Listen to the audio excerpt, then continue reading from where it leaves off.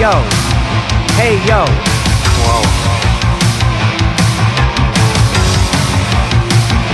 Right.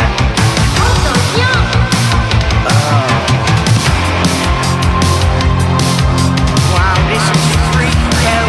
173467321 476 Charlie 32789777 643 Tango 732 Victor 731 17888 476 Lock.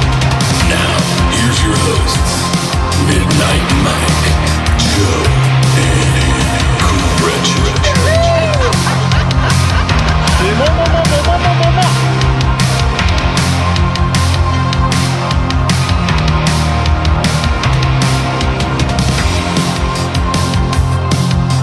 Hey, everyone. Welcome back to another fun-filled podcast adventure. Hooray. My name is Midnight Mike. Cratchit is over there on screen. I hate this place. I do hate this Nothing place. works here. My internet doesn't work here. Medications don't work. I've been here for 7 years. I have been here 7 years. Damn close maybe to it. 8 by now. Yeah, I would say damn close. I think there was a time where you were not officially on the show, but you were in the background, like posting up images. Yeah, that started. When was that? Pre-COVID. That would have been. Yeah, it was. That was pre-COVID. I thought. Pre-COVID. I'm going to have to find out. Yeah, we're going to have to do the deep research to find out. COVID.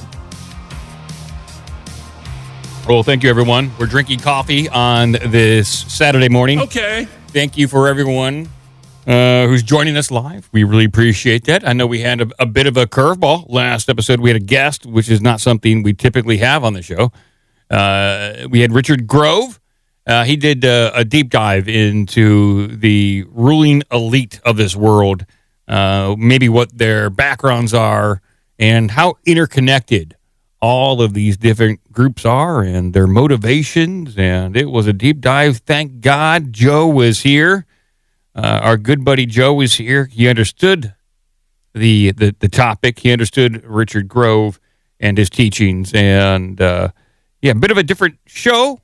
But overall, I think people enjoyed that interaction. So, but back to the usual shenanigans today with Cratchit and I.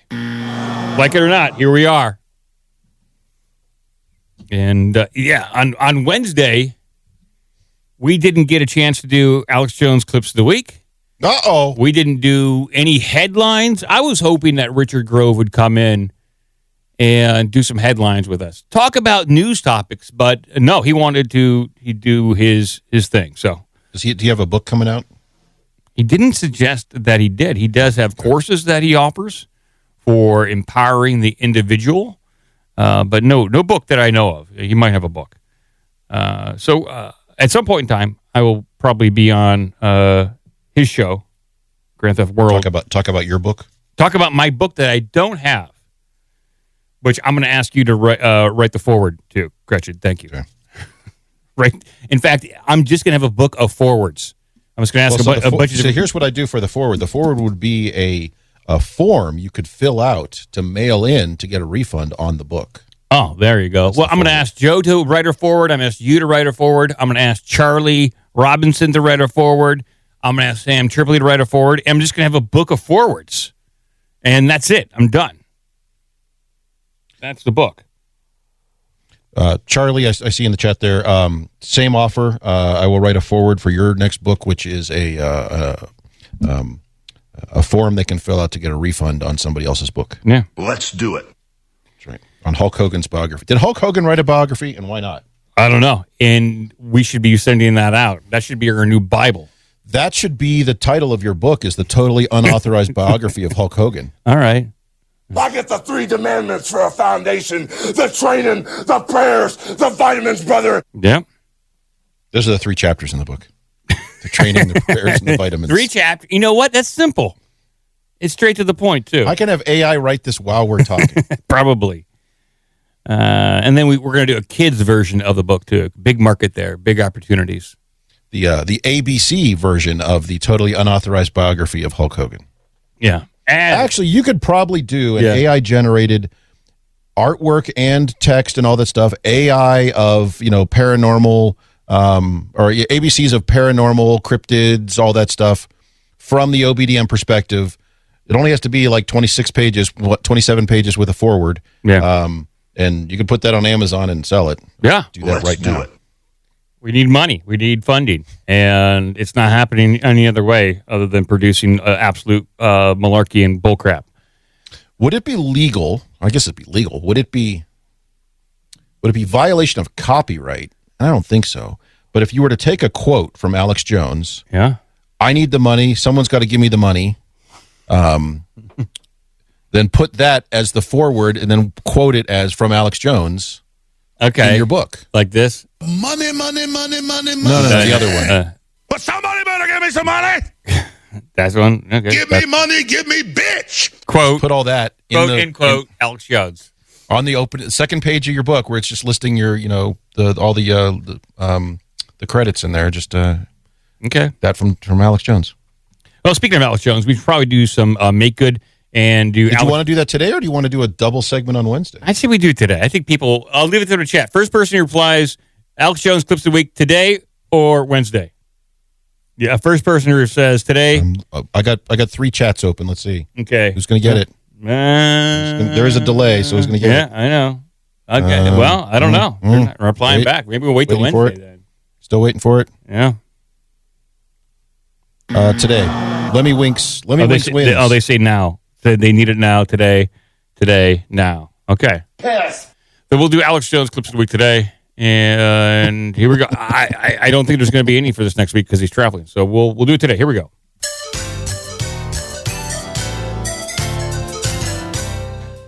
All right, we're going to go back to Thursday. Let's see here. Yeah, we're going to go back to Thursday. Here we go. We're going to go back to the 4th of September. Action pilled, being informed pilled, black pill, dump deer droppings in and piss in it, fighting back pilled, not playing games pilled, freedom pilled, alive pilled, yet a good sex slave, a good assassin. How long does it take to empty your bladder?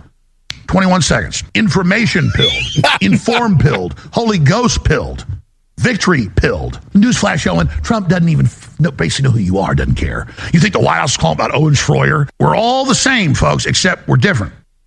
Well, we have a lot of different pills in there. He's not sorry pilled, and he's not Chad pilled, which is what we like. By the way, just speaking of Alex Jones, since we were doing the Alex Jones segment on a Saturday, not a Wednesday, I did want to put up Duck Lamp bought a new truck this week with the custom Alex Jones vinyl wrap. Looks very good. It's so not, I have an image up there of his truck. I gotta say, that's not the most flattering picture of Alex Jones. It's Alex Jones screaming with eagles. Is this really his truck? I gotta hope it is. This is Duck Lamp's real. Okay, this is his real truck. Okay, this is his truck. Yes. All right, great. That's right. You can go into the what's the channel in there? Goblin X, I think. You can go Dino's Den or the Goblin channel in Discord. Okay. No. It's in the Goblin Mex. He's in there. Okay. Posting about his new truck. Oh, good. So. Well, it looks good. We are going to go to Friday, the 5th. Here we go. I'm going to kiss your ass right now. Oh, I love Palantir. We should use their technology to watch the transgender people. Putin is dead. Thomas Jefferson did it. Does Thomas Jefferson have a time machine now? Is that what's happening? I guess so. He's responsible for a lot of shenanigans and malarkey throughout history. But, that is a great ISO drop that you can use for darn near any discussion. Yeah. Who did it? Thomas Jefferson did it. Yep. Just why not? We're going to go to Monday, the 8th. Here we go. How many years ago was this, Mike? This is fascinating. I'm going to beat the living hell out of you, you don't tell the president anything negative about me, or I'm going to punch you in the nose. You understand that? I'm going to punch you in your effing face. Sounds like a trolling call for some other person's show. Thank you, Mike. That makes me mad. I don't like that. That's good. That's awesome too, right? Right there. Because Because he doesn't sound upset or mad. He doesn't sound upset or mad in that. That makes me mad. I don't like that. It's perfect. All right. We're going to go to Tuesday. Here we go. A black lady. Dozens of men rape me a day. Help me. They rape me all day. I can go kill a black person today. If I don't get sleep, I turn into Mr. A-hole. I got that white girl. I need some money, and you better give me some. Let's play her being stabbed to death. They're milking and farming the homeless. They're milking and farming the illegal aliens. They're milking and farming the mentally ill. They're milking and farming the veterans. And by the way, blah, blah, blah, blah, blah, blah. What is this? Stop it. What the hell is that? What's your view, Mike? You're Jewish. What a dynamite pack clip right there. That was great. And with a new ringtone for text messages. Yeah, when your phone's flipping out.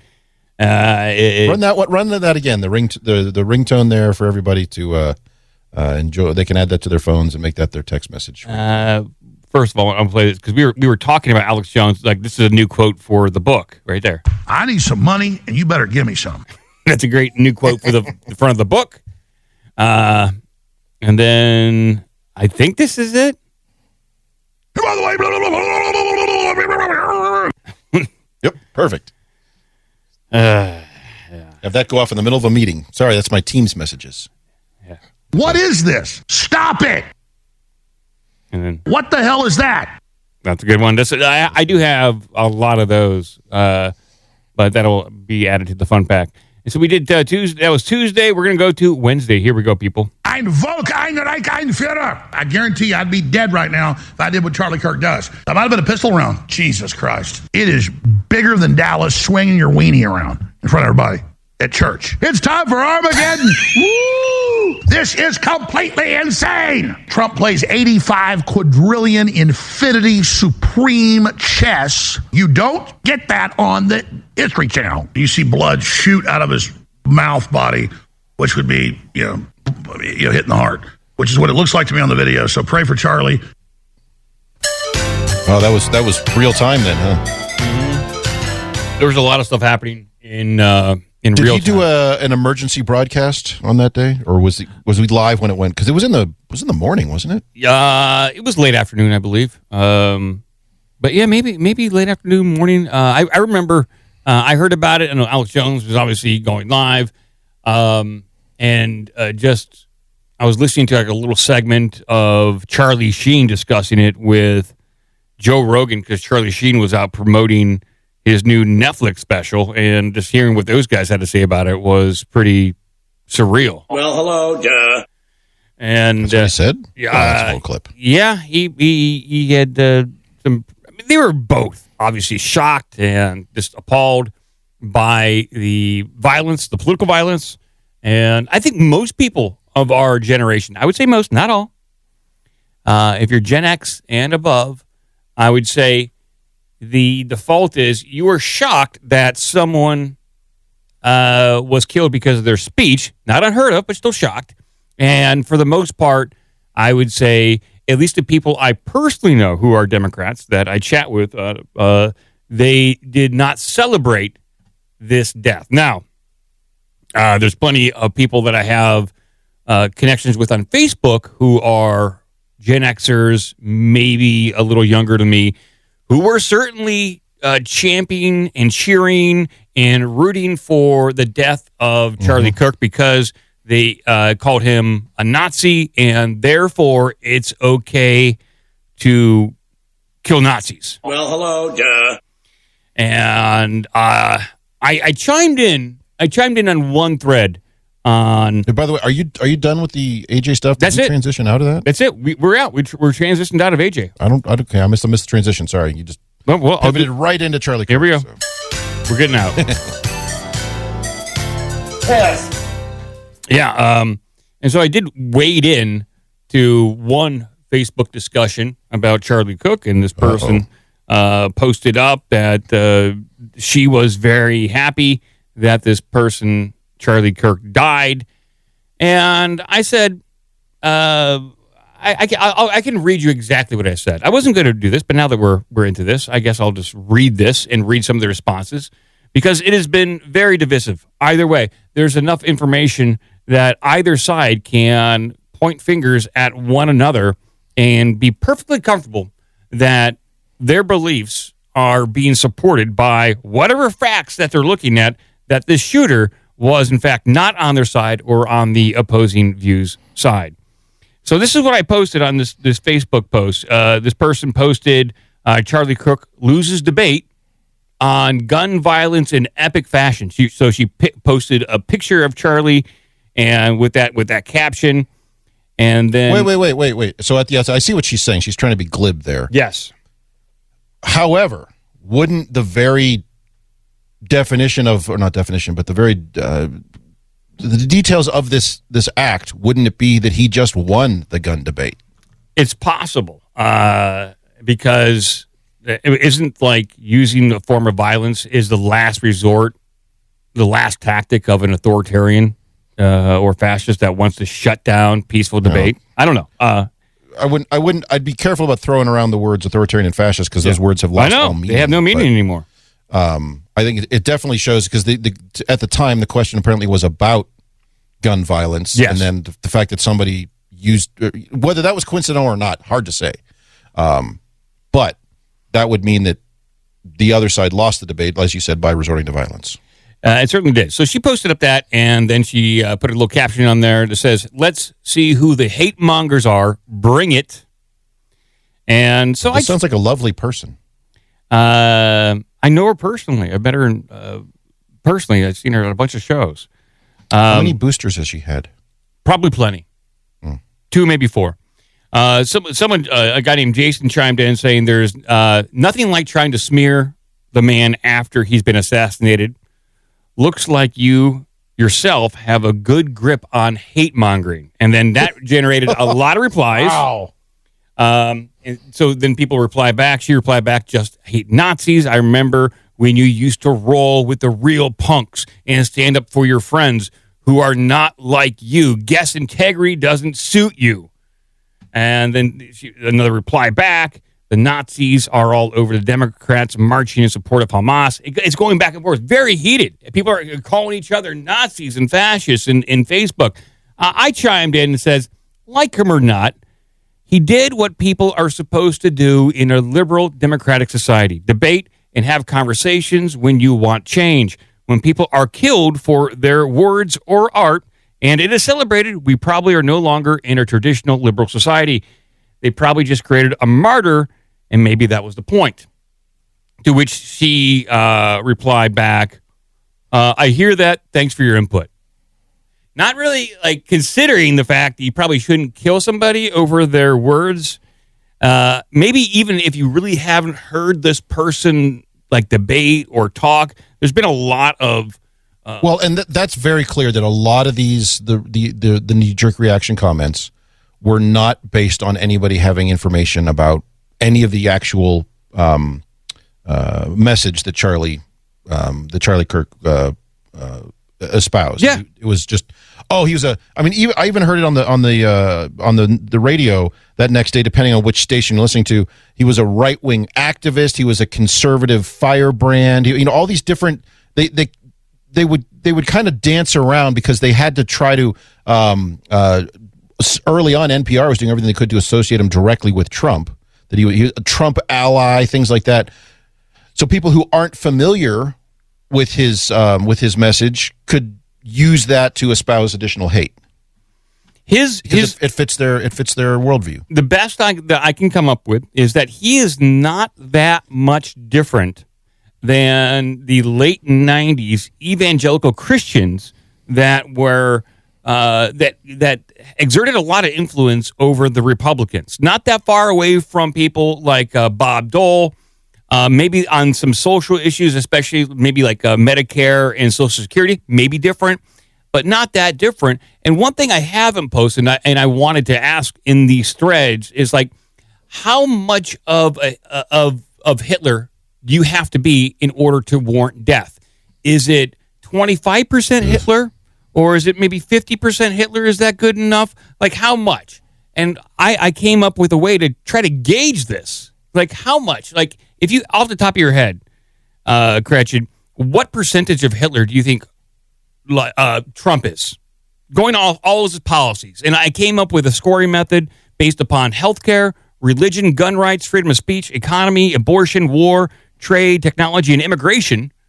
There is a percentage you can assign to any political figure of how much Hitler they are. Is it 100%? Is it 40%? Your H score? Yeah, it's your H score. And I have all the scores here. And it turns out, when you call them fascists or like Hitler and all that stuff, the top is obviously Hitler, scored 100%. Charlie Kirk scored 36%. Obama's 24%. Donald Trump 40%. Joe Biden 22%. Hillary Clinton 22%. Hillary Clinton 20%. So no one's completely free of being a certain percentage of Hitler. They all have a certain percent. So what percentage is it? And this is where it gets stupid. And this is why I did it. Because people are just throwing around words without any meaning, without even looking at any of Charlie Kirk's debates, calling names. And the right is doing the same thing. Like when it comes to who this person was who did the assassination, can we believe any information that we've gotten so far about anything we've heard? I can't say that we have. I can't say we can because it's all murky. It's too early. You need a couple of weeks out on that, and the FBI needs time to scrub all their stuff. Yeah, it's hard to. But I'll bring up some headlines here, and this is what we got. This comes from Mediaite. Hey, fascist catch. Utah governor reveals what Charlie Kirk's shooter engraved on bullet casings. It's even tough to believe any of this, but here we are. We can only go with the information presented to us, and then we can speculate after that. But I will play a little bit of this. Is this new to anybody? Has anybody else heard this? Cratchit, have you heard this? I've heard multiple reports about the carvings on the casings, but it seems to change. That there were 3 bullets, there were 4 bullets, or 5 bullets, and they had some messages, and this one was fired, this one wasn't. So I have, again, kind of like, it's too early, there's too much information floating around, so I just took a step back, and we'll give it a week or two to let it sort out. But okay. I have heard there were, if nothing else, there were messages carved on there that seemed to be espousing a particular ideology from one side of the Overton window. Yeah, and which is to say, all Trump. Yes, it could be all Trump. Yes, sure. And I will go ahead and just play a little bit of this from the Utah governor.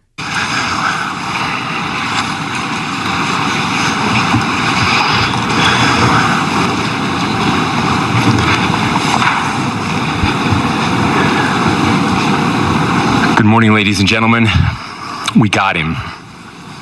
On the evening of September 11th, a family member of Tyler Robinson reached out to a family friend who contacted the Washington County Sheriff's Office with information that Robinson had confessed to them or implied that he had committed the incident.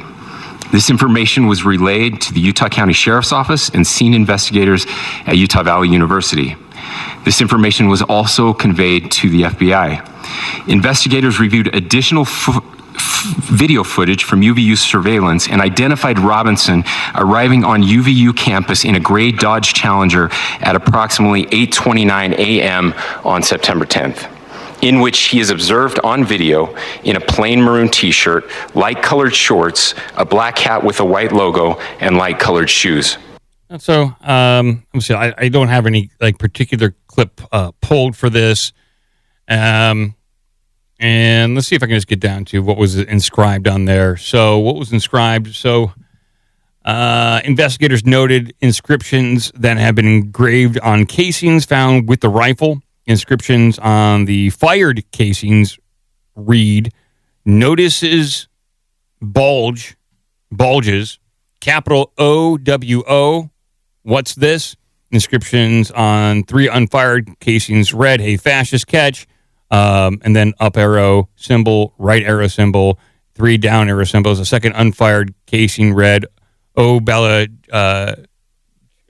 Chio, not Caio, Bello Chow. Chow, yeah, Bello Chow, Bella Chow, Bella Chow." And the third unfired casing. If you read this, you are gay. Laugh my ass off out loud. Or LMAO.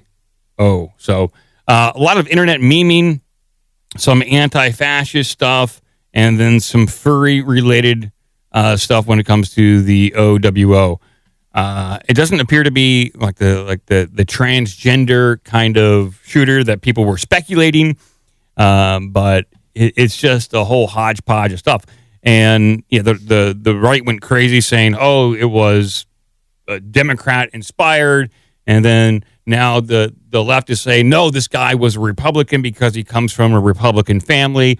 That's how it works. Yes. That's some Lamarckian garbage. That's the logic. And now it is being speculated that this person may have not been a Republican or Democrat. He may have been a huge fan of the podcaster Nick Fuentes, and Nick Fuentes is more of an American first, doesn't really like Israel at all, and now the left is speculating that the shooter shot Charlie Kirk because he wasn't right-wing enough, which, if that makes... Whoa. Who brought that one up?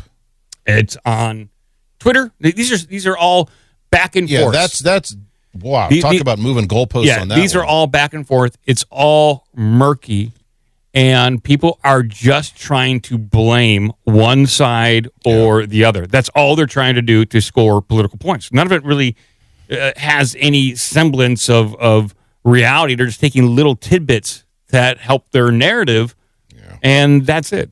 I extra points to the group that said he was so conservative, he wasn't conservative enough. Yeah. So now that guy's super duper conservative. He went all the way around the circle. Yeah, you got to appreciate that creativity. This was a crackpot, early 20s, misinformed, malinformed kid whose brain was poisoned by the internet and by people on it.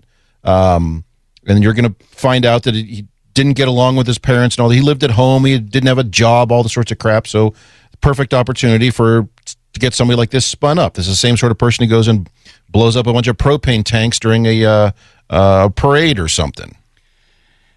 You'll find out the known to police and FBI. His best friend was an FBI informant. All that shit. It's all going to come out. It is an incredibly weird situation. It gets even weirder because there is video that there was some sort of drone seen immediately following the shooting. And here it is. I'll bring it up on screen right here. Well, of course there were drones there. They were filming. So who owned this drone? It was moving very fast. At this point, so the FBI is investigating this, but they didn't catch the guy. The only reason they got this guy is because his father turned him in. Yep. That's it. So there's plenty of drones. What did this drone capture? Who was it operated by? I'm guessing that drone was either part of the media, that was part of Charlie Kirk's entourage, or that was some student group who brought him there and they wanted to get footage for their promotional stuff, because it was what's the Turning Point. Turning Point, yeah. So it was the UVU chapter of Turning Point sponsored him to be there. Charlie, this is what Charlie does. He was this the first or second stop of a 30 campus tour or something like that. Yeah. This whole thing. So they were probably gathering footage for that. So someone else pointed out there's a lot of Tesla vehicles in the parking lot where the guy jumped down and ran through. Where's all that footage? Because those sit in that parking mode, whatever it's called, where the Sentry mode, where it pulls all the footage from like 12 different cameras. So to your point, there's a lot of additional footage and material out there that will be brought forth in the coming weeks and months. And one of the guys I follow, John Cullen, he's looking at this. He looked pretty hardcore at the Trump assassination attempt. And I trust his eyes. That one's way sketchier than this. Yeah. So I trust his eyes in analysis, and he's like looking at the video footage of especially this guy. What's his name? Tyler Robinson? Robinson. Where he leaps off the roof, and it doesn't appear as though there's a rifle. Like he's carrying a rifle at that point in time. So how is this working out? Where was that rifle? Did he jump down from the roof with the rifle? Hard to say based on some of this footage. Just a lot of it's from a distance. A lot of it is these are static cameras that are, yes, they're 4K, but they're all CMOS cameras. They're not very high quality. Luckily, it was a sunny day, so you'll get as much resolution as you can out of it. small things moving at decent speed, so somebody running across a roof, it's going to be hard to get detail out of that. A rifle, honestly, with somebody carrying that does not present a huge silhouette, so if he dropped that down to the ground before he jumped, it may not even show on the camera. It's an absolute shit show, and there's enough information for people to cherry pick to believe whatever they want to believe about this at this point, and then blame whoever you want to blame, and then use it for any sort of action that they want to. It just primes the pump,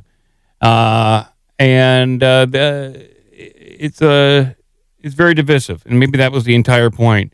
And it does appear like from the Mediaite and the Wall Street Journal that this guy Tyler Robinson, he was a big gamer and was a big Helldivers 2 gamer, and that's where some of these bullet casing etchings were. That's the reference to Helldivers 2, apparently. I never played that game, but apparently some people really love it. Now, Bill Maher, he got on the air and he had a lot to say. I pulled his monologue, and I thought his monologue, it was pretty good. He tried to address the divisiveness and tried to. It does sound like try to calm it down a little bit. You want to hear a little bit of this? I don't have any video. All I have is the audio. Yeah, I do also want to ask. I don't know if you've seen it. Jix has been gathering references to Charlie Kirk from other shows, No Agenda and InfoWars and stuff like that. I don't know if you have any of those clips. I didn't. I know he saw that we only referenced Charlie Kirk like 11 times in our entire show history, which is we didn't like or dislike the guy. We didn't really cover him too much. So does Giz have a link to that? I'd love to play it. Yeah, I'll get you some stuff in Carrot Shop. Be awesome. I'll play a little bit. This is Bill Maher. I'll play a little bit of it. And he doesn't necessarily, in his monologue, directly address Charlie Kirk, but he does mention Trump went out to dinner and got protested, and addresses calling people Hitler and fascists. Care less. He's a different kind of cat. His message is, let the healing stop. Okay. His message, not mine. Don't fucking... No, he had a rough week, and this shit has to stop, too. He went out to dinner. I wouldn't have done that. In Washington, D.C., okay, and people started to gather around him, and they were chanting, you're the Hitler of our time. Okay, first of all, assholes, he's not Hitler, okay? An insult to everybody in the Holocaust to begin with. Second of all, calling somebody Hitler makes it a lot easier to justify things like assassinations. Let's put a shitload of that away, shall we? And also, no, I'm not...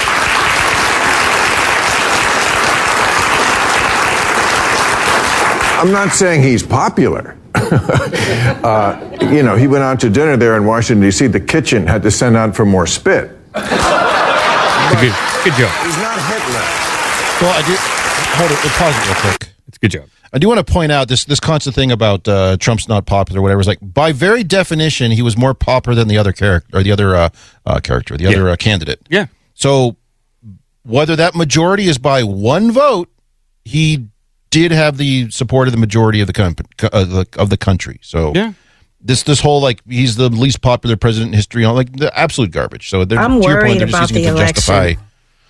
They just use it to justify their point. Maybe they mean he's not popular in the polls currently. That very well could be true. Who knows? He's also not popular in Washington D.C., but Washington D.C. is a leftist cesspool. Yeah, I'll play just a little bit more of this. Actually, I'll move on. I got another Bill Maher clip, and it is Bill Maher talking to Ben Shapiro, and they're discussing the Charlie Kirk shooting, and there's a term that people are just getting familiar with, is the groper. Do you know that term is Groyper?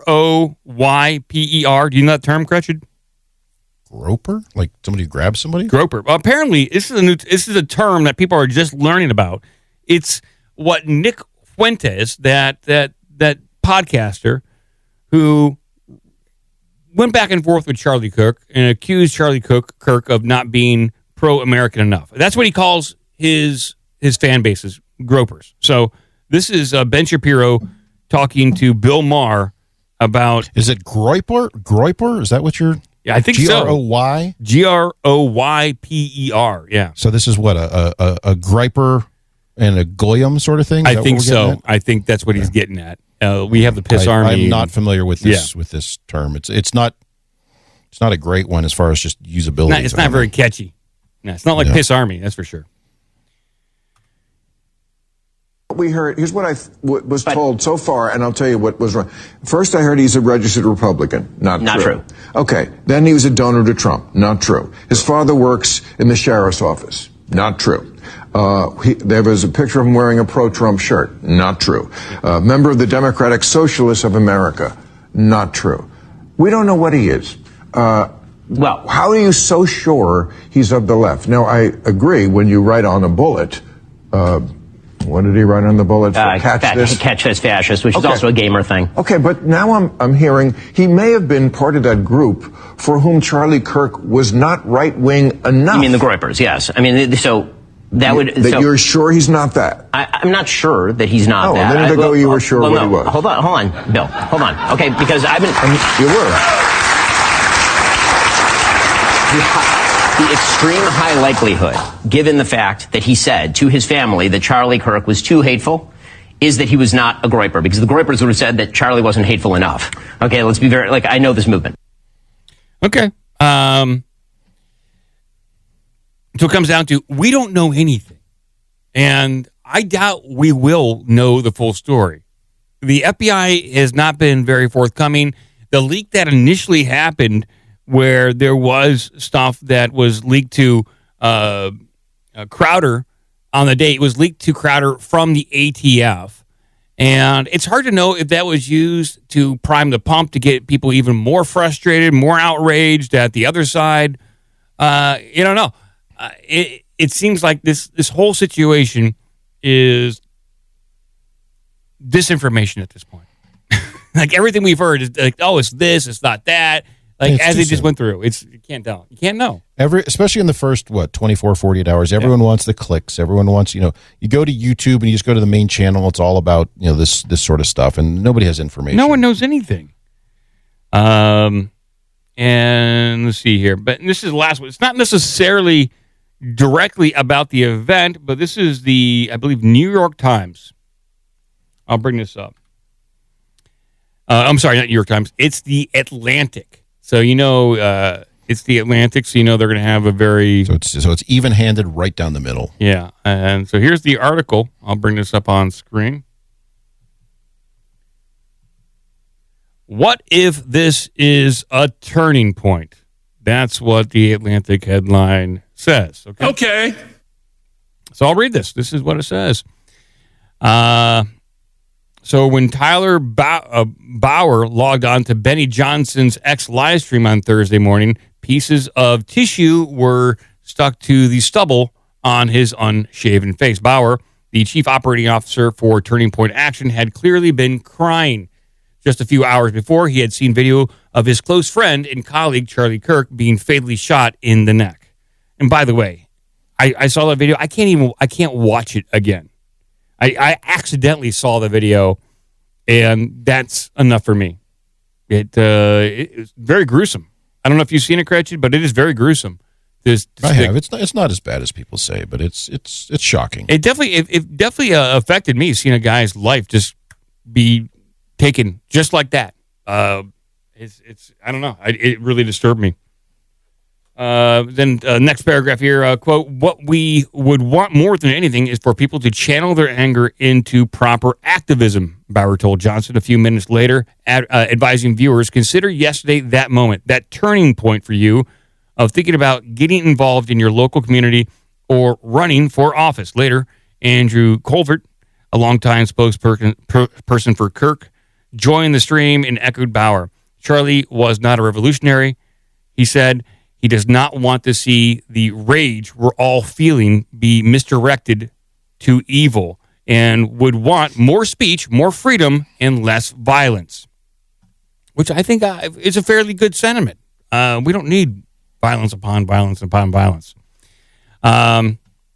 So then this article goes on to say, this was not a gathering of individuals known for level-headedness. Johnson is widely regarded as a far-right provocateur, and Bauer was one of 11 people charged in the 2020 fake election plot or elector plot in Arizona. The case remains active, but was sent back to grand jury.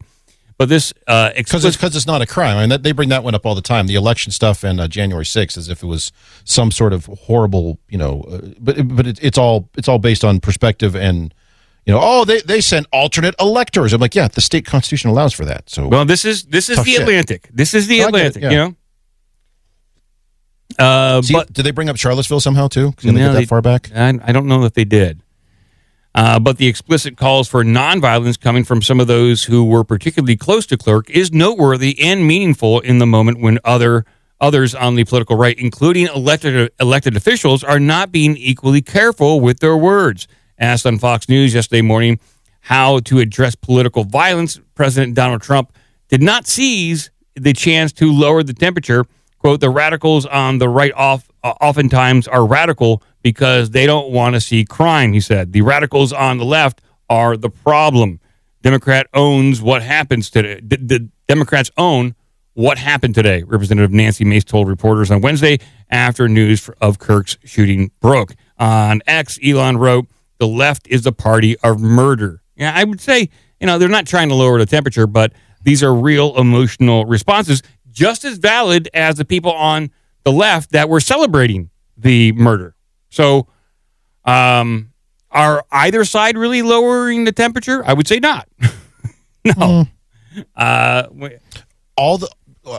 all. The vast majority of the vitriol seems to come from one direction.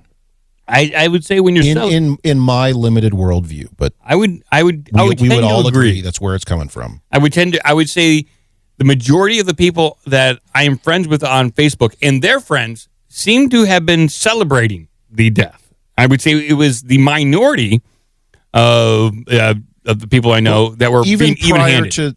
Even prior to the events of Wednesday. You have elected officials openly calling for violence. You've got what's her face, James Brown, whatever her name is. Get in your face, make them uncomfortable. Yeah. Attack them, make them leave. All these things. Pelosi saying the same shit. These people out there, and then all of a sudden the consequences of their actions, because you have some mentally ill kid do this, and now they're like, no, we didn't say any of that, but they've been saying it for years. Yeah. The article goes on. Still, other Kirk allies have occasionally taken a more vengeful posture, one that seems to support, if not violent reprisal, then some kind of crackdown on Kirk's ideological opponents. On Johnson's show on Thursday, Rep. Luna warned that there are going to be examples made of people, and added everyone who has been responsible for coordinating this, you basically just took on the entire U.S. government. In the Bible, Luna noted, it says, you don't make peace with evil, you destroy it. Later, in an interview on Fox News, Jack Posobiec suggested that action should be taken at the national and federal level to stop this perpetuation of this violence. Yeah, except it's coming from people within the government. So it does appear that. The government is just filled with people that probably cheered this on secretly, if not outwardly on social media. So it's tough. You're not going to get the government to solve this problem. What are you going to use? Brute force? Government regulation? No. Well, the argument I've seen in support of that, but obviously won't happen because of the embedded folks within the deep state who are cheering this stuff on. January 6th, how hard did the FBI go into looking at crappy footage from the crowd and going through social media and cell phone location information, all that stuff, to get over 1,000 people who were there to protest a shitty election? Are they going to do any of that for this one and go after any of these people who are posting under their own names online? No, they're not. But they could by Monday morning, they could have a list of 15, 20,000 people, but they're not going to do it. I'm not going to say guarantee, but I would place a good bet that Trump is being told right now, and probably a lot of people in Congress, we could prevent this if we unleash Palantir and are able to correlate data across all streams, from the internet to phone messages to threat intel to local law enforcement. Palantir would have been able to prevent this if we could just watch everything at once. You are dead on with that. And how many states now, 24, 25 states require, or ostensibly, nominally, require you to prove who you are online so you can get access to all your favorite salacious material. And you just bypass with a VPN or whatever, but so it doesn't do anything. But it's the same way. It's like that old meme of, how would you like this wrapped?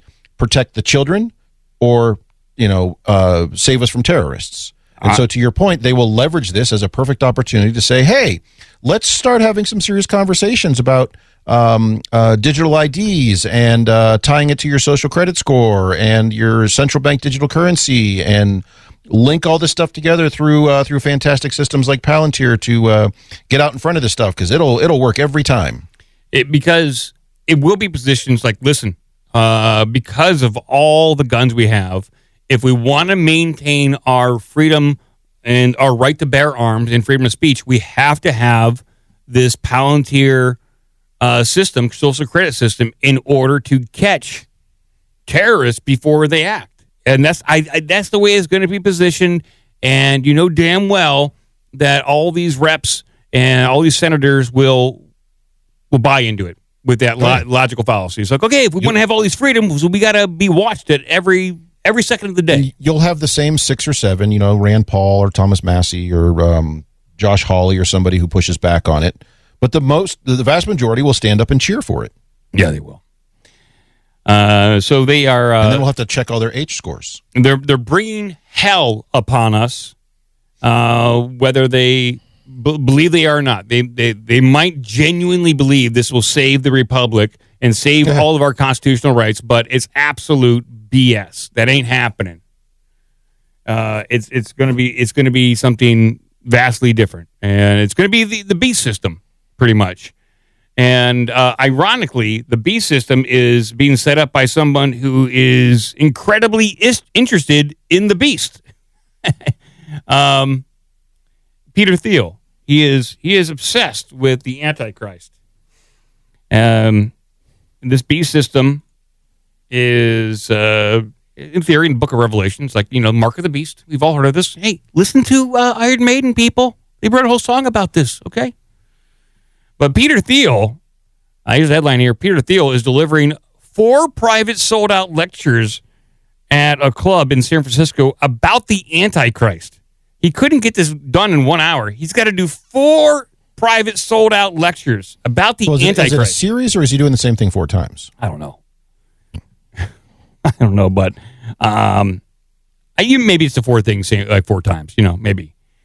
So PayPal and Palantir co-founder. He does have to present it 5 times in a row to be nominated for a Tony Award. Oh, I see what you're saying. So you think this is all about the awards season? Yeah, I think he wants to get a Tony. Huh. Maybe. PayPal and Palantir co-founder Peter Thiel is embarking on... I believe it's Thiel, by the way. Is Thiel? Yeah. Okay. Not the... the H is too much. H is silent. Okay. Peter Thiel is embarking on an unusual intellectual journey this fall, delivering a sold-out 4-part lecture series. Oh, it's a 4-parter. Wow. Maybe 4? Yeah. He called up and said, Trump, how many should I do? 2?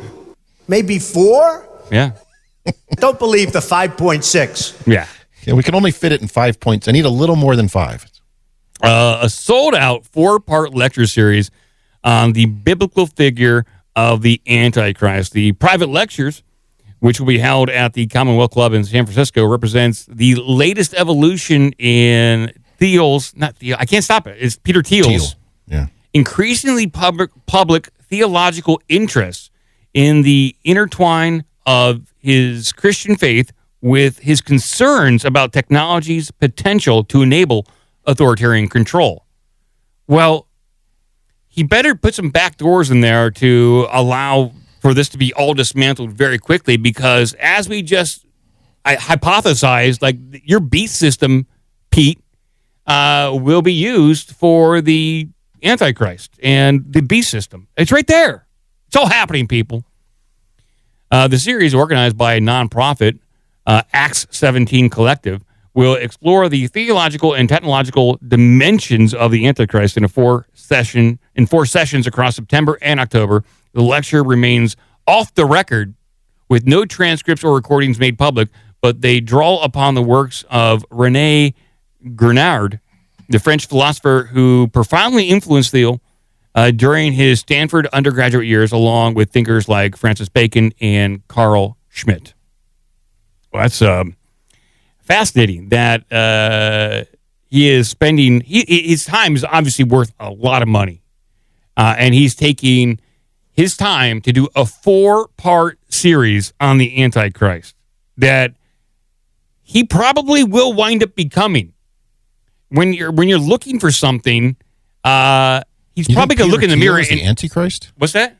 You think Peter Thiel is the Antichrist? I think he will become it. He will. This is how he will justify it. He's not charismatic enough. If I don't become the Antichrist, someone else will be. So I might as well step up and do it.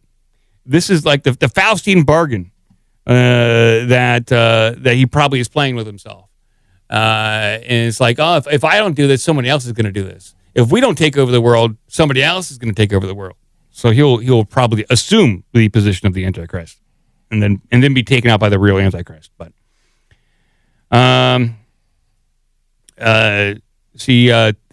Thiel has previously suggested that modern technology provides the mechanism for fictional depictions of the Antichrist. That the fictional depiction of the Antichrist lack the ability to achieve global dominance through data integration and surveillance rather than traditional conquest. Thiel's company Palantir exemplifies this capability with its platform designed to synthesize disparate information sources into comprehensive intelligence systems. Yeah. Okay. Well, that's nice. Okay. There we go. So the Antichrist is coming. All right. That's fun. Where's that article from, by the way? That article is from Fortune.com. Fortune's writing about this. Okay. I suspect they're coming at it from the other side, that he's such a crackpot because of his Christian faith. He must be a Christian nationalist, which of course means a white nationalist. So we have to do everything we can to disparage this person. But that doesn't make any sense. Like, I don't know is he Christian nationalist? I thought. No, I don't think he is. I think that's what Fortune's perspective is going to be. Oh, yeah, I don't think. How dare this person have a personal interest in this particular topic and talk about it? And as you mentioned in the article, and as they wrote about, there's no transcripts of this. There's no recordings. They're not going to release it. So we don't know what he's going to say, but let's speculate wildly so we can say bad things about Trump somehow. I thought Peter Thiel was gay. He is? Yeah. Yes. I'm gay. By the way, they mentioned Trump in this article 4 times. Oh, good. So glad they got that in. I'm gay. Right.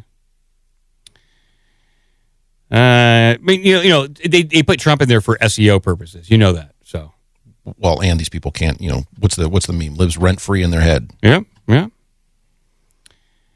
All right, we want to move over and do some other stuff. We've done enough politics and current events. Well, I was going to say, I did drop a couple of links in the Carrot Shop of when OBDM, as you and Joe talked about Charlie Kirk. A couple of, let's see, when was that? That was about 3 years ago.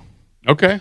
And then one from No Agenda, if you want that one. And then we have there's a whole bunch from Alex Jones because it's more closer on brand for that one. But Kirk did some amazing work here. Amazing work. Okay, this is OBDM talking about Charlie Kirk. I'll play a little bit of this. This is probably just like 10 seconds mentioned here and there. for Turning Point USA, the largest conservative college group in America. Since then, she's been touring the country with Charlie Kirk, talking to young people, particularly young black people, as why they should embrace the victor mentality rather than the victim mentality. I think that's a fairly good intro right there. I'm not sure if you want to play any longer. I mean, so look, all this points to, I'll cut to it, is that, Kanye's got some new albums dropping. He's got probably hundreds of songs recorded, and they're going to have to kill him. Wow. All right. This is the headline here. Steve Bannon tells Charlie Kirk 35 MAGA allies got raided day of indictment. So do the Twitter one that. What am I supposed to do? Play Tucker or do Twitter? Cratchits. Okay. Cratchits. It's the link I just dropped on the bottom. It's a Twitter link, but it's Tucker yelling. Okay, here we go. Well, I will play this. It's slowly loading because for whatever reason. The FBI has launched a full-scale purge of supporters of Donald Trump. That would be Joe Biden's likely opponent in the coming presidential election, and that purge has intensified significantly today. So Steve Bannon just said that yesterday. So there's a minute of us just kind of talking about it. I'll put. I guess that's posted in what. It's all in the Discord. It's in the Discord, and then here's no agenda. If you're not in the Discord, join the Discord, people. Yeah, $1 a month. And here's as little as you can pay more. What's that? You can pay more than $1. Sure, if you want to. Sure, we'll take it. Here's no agenda. Adam and John C. mentioning Kirk. Here we go. I was giving the U.S. State Department too much credit, I think. So these may be the actors. And how does this fit in with what I thought Turning Point USA was? I don't know. I never heard of them. Well, Candace Owens. Oh, yeah. Yeah. She's with the Blexit. I like Candace Owens. I like what she does. I like what she does for Prager University. But what is this? What is, these guys are... So Turning Point USA, this is propagandistic crap. I can't take them very seriously after hearing this. What do we know about them? It's just like those horrible Democrat, the celebrity ones where the celebrity just Democrats as bad. Yeah. I'm not saying. I think we have to change the color of blue to green. Yes, stuff black and white. Stuff like that. Just in black and white too, probably. Well, I'm going to look a little deeper into Turning Point and see if I know Charlie Kirk is, and I thought he's just, I don't know. I thought they were kind of a good outfit, but this just propaganda, just propaganda sour crap. Yes, very sour. And with that, I would like to thank you for your courage. Pence sure sounded positive at the Turning Point USA rally. All right, there we go. So that's in our Discord, and they have transcripts up there, so it's pretty easy to comb through. A little scripting power to use your Python script to pull audio. In the ones at the Carrot Shop, that's Slack doing that. Oh, Slack? Okay. Yeah. Oh, good. Okay. I would say to your other question, before we leave the shooting on this week and whatnot, may want to open the phone lines because there may be some people who want to share their thoughts on that. Sure. You know what? You are right. I'll open up the phone lines now. Then we'll do some weird stories after taking your phone calls. Go ahead and take the phone calls. Yeah, I'm going to break open the Google Voice right now, and we're going to have a conversation. Maybe. Here we go. We are open, and the number is 513-461-2175. Oh, we already have. Probably Stan. Yeah, probably. Caller, you are in the chat. Hey, guys. Hey, what's up? Here. Yeah. Ciao, Bella. All right. Get him, so Stan. I think this guy... So Tyler Robinson, the problem is they're not giving his middle name for some reason. He is a Mormon, young adult, lives down, I think he lives in a condo or a townhouse in St. George, Utah, which is southwestern Utah, fairly close to where his parents live. And the BS about carrying a 98 Mauser in your pants I'm not buying that at all. And that's the exact same gun they talked about initially killing JFK, but then they turned it into the Cardano. So I think this is the deep state and all those guys making fun of us and putting this shit out there, especially with the bullets. And I don't think this guy's the actual shooter. I think he's just the Lee Harvey Oswald. Well, it would be interesting. They're going to have, like, apparently he confessed to the whole entire thing, although that's just what we're being told. We haven't seen any transcript. We haven't seen any video. We have no idea. I'm not sure if we ever will. Nope. Is this going to, like, are they going to get this guy a psychologist that will be much like Timothy McVeigh that will escort him through the entire trial? No, Utah allows the death penalty. Their primary is lethal injection, but they also do firing squad. So they're going to press for that. I don't know if you've seen on InfoWars. So as soon as this all happened, they pretty much, I think the next day, they had T-shirts with Holy Wars on it. Yeah, it's a little too much. They're calling for a Crusade 2.0, which is exactly what Trump and all these other globalists want to distract from Epstein, from all the other stuff they've been doing. Distract from the pedos, distract from Israel, now on a 9-front war. I said it in the Discord. Israel is just absolutely taking everybody out. Yeah. And Alex Jones is absolutely like, it's not Israel. Why would Israel do this? And he's just, absolutely like the scared little kid, because you can tell he has been threatened. Charlie Kirk was offered donations. He already gets money from various Jewish organizations. That's no surprise. But he turned down recently donations directly from Benjamin Netanyahu, and then he was on Ben Shapiro's show like 2 days before the shooting happened, and he was talking through the grapevine. Harrison Smith heard that Charlie Kirk was worried that if he kept talking like this, he might get killed by Israel. So, talks like a duck, walks like a duck, quacks like a duck. Yeah, I think we got a duck here, and I'm open to that possibility. I'm open to that possibility. I'm also open to Nick Fuentes, his entire audience being infiltrated by Mossad agents. Or why wouldn't his audience be infiltrated by Mossad? And all of them would.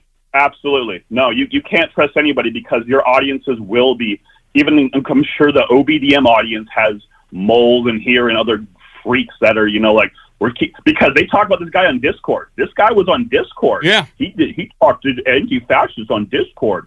Well, you know what? Fuck all you listening motherfuckers out there. Oh, my God. Go fuck yourself. Oh, Jesus. So family show, Stan.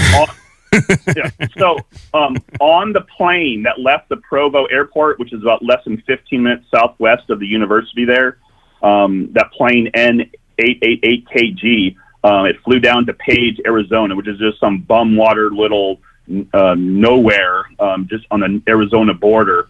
Perfect opportunity for the real shooter to get out of there and fly out. I'm not sure why with an active shooting they didn't screen to make sure, because this kid got away from the location, went back to St. George, which is 250 air miles back. So he drove, and he was driving a goon mobile. He was driving a Dodge Challenger or Dodge Charger, a gray Dodge Charger, a goon mobile. Guys, look that up. All this meme world stuff. My kids are Gen Zers. I know all this stuff. This is all about trying to mock Gen Zers and to make them have the fear of God. This is their 9/11, to make them afraid that everybody around the corner is going to kill them, because on Sean Hannity, John Solomon said, we got to be worried about foreign intelligence. 1 or 2 different foreign intelligence groups might have been involved in this. So blame Qatar, blame Iran, blame whoever. They're going to use this as a pretext for Patriot Act 2.0. Very obvious. These guys are running a scam, and they did it on the 17th anniversary of the startup of CERN. There was the 33 stuff, 33 weeks since Trump was president. It was 33 days until Charlie's birthday. All this. And they caught him in the 33rd hour. That's according to that Utah press conference. They caught this guy in the 33rd hour. Now, real quick, I'll let you go on, Stan. I'll let you go on real quick. Nobody would say that's. What normal people would say? We caught him a day and a half later. Nobody would say we caught him exactly 33 hours later. Yeah. And Kash Patel is an absolute joke. That guy is going to get canned, and he's running scared, and he's a complete idiot because he lied to Congress. He was getting brought on saying, "Do you know who Stu Peters is?" It's like, "No, I don't know." He's like, "You were on his show 6 times, you lying sack of shit." To his credit, I talk to people, I don't remember their names, but real quick, Stan, before you go on, regarding the airplane, Adam Curry on No Agenda, he said that airplane was most likely Charlie Kirk's personal plane, and that's what it was. Since he's a quasi-aviation expert, I'm going to go with his opinion on that. No. I say no to that. No. Okay, no. Turning Point USA would then disclose that. It's not owned by Turning Point USA, and they didn't contract it out. And why would it have flown without him on there? It flew like an hour and a half after the shooting. No. Like, why would it do that and fly just to Page, Arizona, and then round trip? If you look on the map, what Page, Arizona is, it's a little hole in the wall. So if you drop somebody off there, they're not going to notice anybody dropping off there and driving away because it's like nobody's going to care. Yeah, and also, yeah. And I know there's anomalies like that are frustrating. The images of Charlie Kirk's ring jumping from one finger to another, frustrating. Although I have to. No. But you somebody said that was some kind of weird ring that like breaks apart like that. So it's possible. But, if you look at the people behind him, they were doing signals. There was at least 3 people behind him doing various signals. Who knows what all that is? Some of them might actually have been his actual security.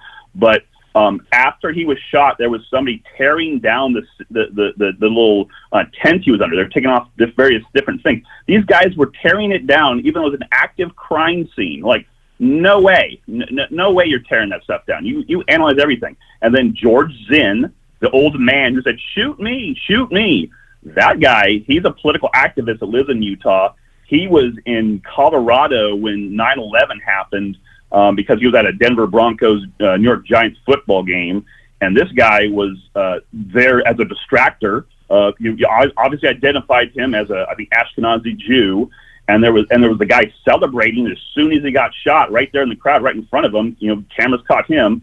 Other people were the book. Did you guys see the book that was written about the shooting of Charlie Kirk? That was on Amazon before. That book Anomaly that was posted. Who's the author?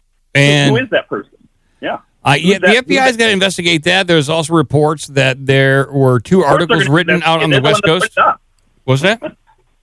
They're the ones who put that book out there, or literally, they say this timestamp was September 10th, whatever. I don't care. Even if you could see it on September 11th or on the 10th. They said the timestamp was September 9th. But even if you saw that, if somebody, as soon as they saw Charlie Kirk get shot, and they went on their AI and create a fake book with a fake name of a fake author. Regardless, that's these guys are like that. They're part of the system. They are part of this goon squadron that's trying to do this, and they're trying to make fun of you with the furries and with the anti-fascist stuff. I mean, come on, and all that stuff reported like, oh, it's anti-fascist and transgender bullets, bullcrap. No transgender stuff. Nothing about transgender. This kid's a Mormon. Come on. Well, I think we all know there's only one person we can blame. And that is Frank Stallone. Yay! Frank Stallone is responsible for this entire thing. Okay? Well, let's put it on him. This kid was also labeled a Reddit kid. So he's labeled a Reddit kid. The Helldivers 2, all that kind of stuff. He's a video game incel. So he was a 4.0 student. He got a $32,000 scholarship to go to college. He was currently going to college in his 3rd year in St. George area for an electrical apprenticeship.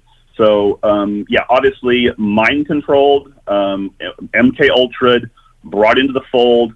I'd like to hear what his parents, about, like, okay, he's a retired police officer. Like, are you one of those people that, traded your son in and worked with the government to do this? Because I don't know how else you radicalized to do this kind of stuff and become this patsy. This is absolutely 100% a patsy. And I want to know what's on his social media accounts. I want to know everything on social media accounts. What about the cameras that were on location at the campus? There's cameras everywhere, and they slow played all the video, which is like, how is there nobody on the roof, no drones flying above the roof, no cameras there to show that it's too convenient on a sunny day like that to allow this kid to walk on the campus. And there's this video of him limping, in some other part of town with carrying that Mauser in his no, BS, not happening. Just sorry. The situation is completely messed up, and like, how long does it take for a kid in their 20s to become radicalized? And radicalized to this degree, to where you're brought up, like, by all accounts, in a good family, with parents that are there present, and then from going to college, did he get radicalized there? Did it happen in the span of 3 months, 2 months? What caused this? Is he even the real shooter at this point? We have no concrete answers. It's all speculation. No. And the YouTuber Monkey Works, WERX, so he did a video supposedly of the plane and the tracking and the flight aware of that plane going from Provo down to Page, Arizona. That video got pulled off the internet, and you can't even find it. Dude, these guys are in the background. They are laughing at the deep state. When you read the Atlantic articles, that is absolute deep state dripping garbage. Those guys, they are part of the globalist cabal that all about, what they're going to do to take over us and kill us and subjugate us. This is Patriot Act 2.0. And this kid was from St. George. He went to a Pineview High School. He went to Utah State University for 1 semester. Then he went to Dixie Technical College in St. George. That's where he was going. He lived in Fossil Hills Townhomes Fountains Heights Complex, and that's where he was found 33 hours later. Well, did you hear this, Stan? That the bullet that shot Charlie Kirk was not recovered. The round was not actually recovered. It doesn't exist? It was an ice bullet? So according to John Cullen, he says we have a big problem. The round that shot Charlie Kirk was not recovered. And in a related story, the 30-06 rifle that was found wrapped in a towel in a nearby wooded area, there is no ballistics correlation. And I would have to agree if they can't match that. If they can't match that, I mean, he posted that 4 hours ago. So did they get the bullet or not? Yeah. Yeah, and just so you know, so the first person that responded to this, so this was about 10:25 a.m. my time, so 2:25 Eastern time. The first person to respond to this on social media was the Jerusalem Post. Benjamin Netanyahu was the first head of state to share his condolences. They already have murals in Israel of Charlie Kirk over there. Charlie Kirk is a Christian. He's a believer in Jesus Christ. Why would Jews want to put murals of a Christian? Jews are not Christians. And you can say Judeo-Christian all day long, but Jews and Christians practice a different religion. And Jews don't believe that Jesus Christ is the Messiah. That's basically. Now, you can have Messianic Jews that do believe that. But, lots of strange stuff going on there trying to... Because Charlie Kirk doesn't have anything much to do with Israel. He wasn't like an Israel first or Israel last or anything of that kind of nature. And there was no ambulance on site. No, there was no ambulance. I don't know how. So, I don't know what that's about. Ted Kaczynski comparisons to Tyler Robinson, and Ted Kaczynski, we all know that guy was MK Ultra to the extreme. Well, hey, Stan, we got to move on. I want to fit a few more callers in here before we got to move on. So, hey, thank you for all your insight, opinions, and knowledge. I appreciate it, guys. All right, bye. Take it easy. Later. And be on the lookout for that 5 pounds of pumpkin spice on the way, okay? Don't forget, people, you got sent 5 pounds of pumpkin spice. And that is something to be honored. Hopefully, it's going to last them for decades, probably.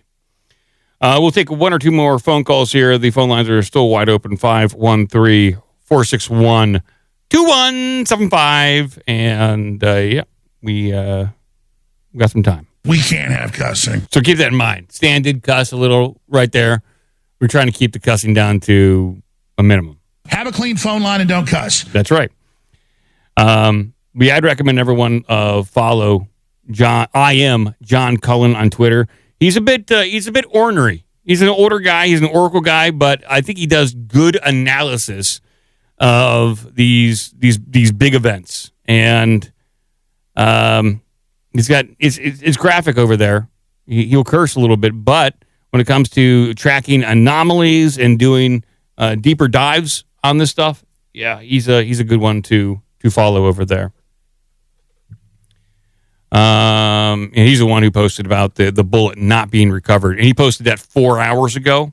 Maybe there's been a change. Obviously, there's it's a fast moving investigation, but slow moving information release. That's for sure. So, okay, we're gonna move on, Cratchit. We're gonna move on. Yeah, I think it's a good plan. I just want to give people an opportunity to share. We gave an opportunity. And then if they are not calling in now, then that was their chance. Yeah. Oh, we got one more. Caller, you're on the air. Caller?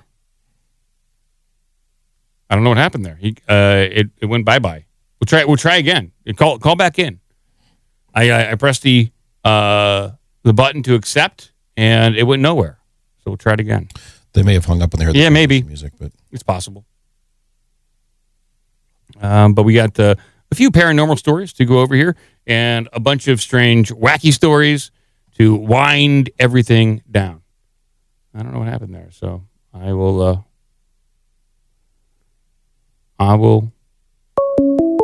Come on. It's not allowing mic access right now, so I don't know. I'm accepting it, but it says mic access not allowed. So I'm gonna have to close down the phone lines. I guess it's my browser. My browser's at fault here. So sorry about that, people. The Google Voice interface on the PC is not great. It's not the best. So I apologize. For those who keep asking about the phone number, it's been on screen for the last 15 minutes. So, yes. Unless you're listening just audio only. Yeah. But I shut the phone lines down. Okay. We'll try again next week. And I'll bring this headline up, please. Real life Conjuring house to go up for auction this Halloween. Oh, really? It sounds like a repeat. It feels like we've read this headline over and over again. Is there a new Conjuring movie? Because I also have a Conjuring related story. Is there a new movie coming out? Is that what's I don't going on know. here? I don't know. There could be. They're still not done milking that yet. So after you're done with this one, I'll put my news in the carrot shop for you. If I can find it. Where'd it go? The infamous farmhouse and the activity that occurred there inspired the Conjuring movie franchise for the third time since 2019. The remote Rhode Island farmhouse, which was the scene of a notorious real-life haunting that plagued the Perrin family for years, is about to go up for sale. I guess yet again. The story goes that a witch had cursed the property, dooming everyone who lived there. The house has changed hands several times over the years, with the Henson family buying it in 2019, and then just 2 years later, a developer taking it over with the intention of opening up to the public. Which I remember we covered that the developer said, "Hey, why don't you guys come out here and camp? Like you can tour the house, but if you want to stay on the property, you set up a tent." And then you could experience the property and any paranormal activity that way. I remember covering that on the show. Yep, we did talk about the tents. By the way, yes, there was a Conjuring Last Rites film came out last week, I guess. So that's why we're getting all these Conjuring stories. All right. Now it is being sold yet again at an auction, and that will take place October 31st. Ooh. All right, kudos to them for that one. Yeah. This antique farmhouse has become famous for its historical paranormal sightings and activity, the listing says.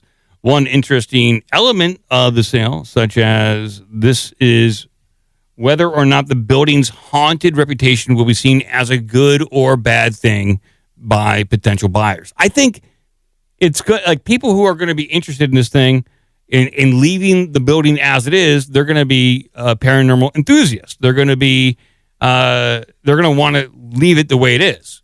Now, if a developer comes in and wants to put up a bunch of condos, they're probably not going to give a darn, and people who buy those condos might not be none the wiser about what happened on that property. But the hauntings will continue.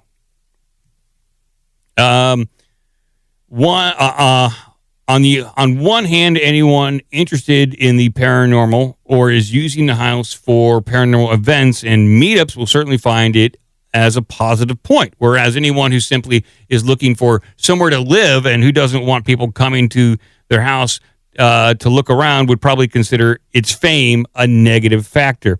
One thing's for sure, whoever does buy it will likely be looking for quite likely be forking out quite a sum. The last time it sold for $1.5 million for the Rhode Island property. But we don't know how many acres it sits on. In 2025, that could be a shack on a road. It's made out of wood. You know, it probably needs a new kitchen. You know, update the bathrooms. You have to get the Reno Bros in there. Probably going to need some Spanish tiles, maybe some wood flaps on the interiors, and probably needs storm windows. Definitely, I'm looking at this thing. A reno on this thing is probably going to cost about $500,000 itself to get this thing up to code. I don't know if it's worth it.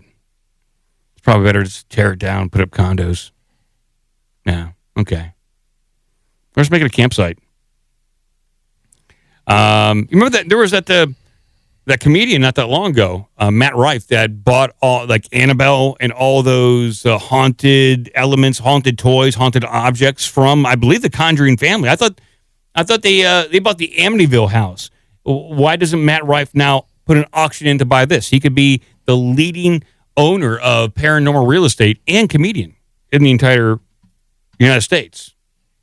He should. If he has the money to buy the Amityville house, he should have money to buy this. Well, to your point, I mean, certainly there definitely is a business opportunity there for somebody to buy it and turn it into a more of a museum getaway, you know, whatever they want to do.